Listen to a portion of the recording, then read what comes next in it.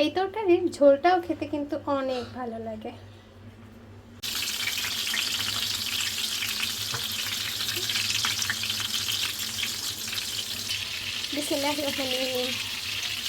এই পাশে চুলাতে আমি মাছ ভাজা বসিয়ে দিয়েছি, আর এখানে মশলা কষিয়ে নিচ্ছি। প্রথমে পেঁয়াজ দিয়ে দিলাম, সামান্য একটু লবণ দিয়ে দিলাম, আর এখন আমি বাটা মশলা দিয়ে দিলাম। এখানে রসুন বাটা, জিরা বাটা দিয়ে এরপর ভালোভাবে মশলাটাকে একটু তেলের মধ্যে ভেজে নিব। মাছটা কিছুটা ভাজা হয়ে গেছে, বলে উল্টে দিচ্ছি।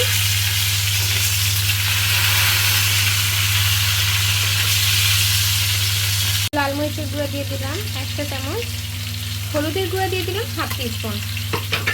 এখন আমি মশলাটাকে একটু কষিয়ে নিচ্ছি, আর এখানে সামান্য একটু পানি দিয়ে দিচ্ছি। মশলাটা কষানো হয়ে গেছে, আর এখন আমি মাছগুলোকে দিয়ে দিব।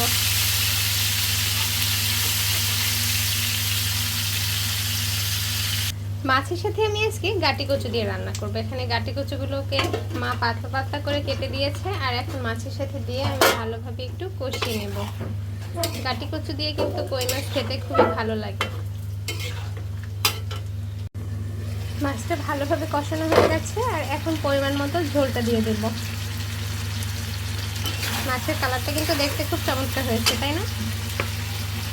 ঝোল দিয়ে দিচ্ছি। গাটি কচু কিন্তু সিদ্ধ হতে একটু সময় লাগে, তাই ঝোলের পরিমাণটা একটু বাড়িয়ে দিতে হয়।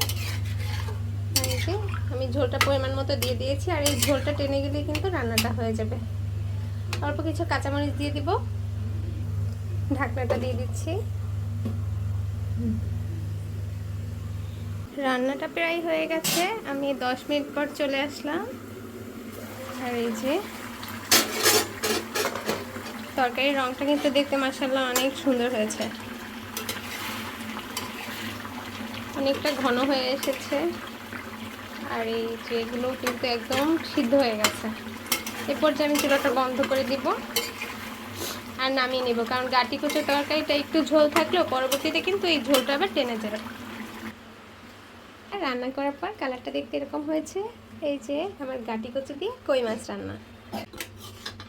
আমি এখন টেবিলে সার্ভ করার জন্য একটা বাটিতে নিয়ে নিচ্ছি।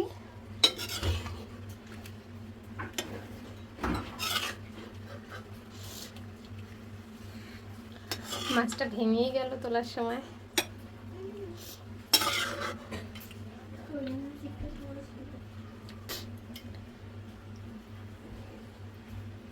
এই তরকারির ঝোলটাও খেতে কিন্তু অনেক ভালো লাগে। রান্নাটা আপনাদের কাছে কেমন লেগেছে অবশ্যই কমেন্ট করবেন। আল্লাহ হাফেজ।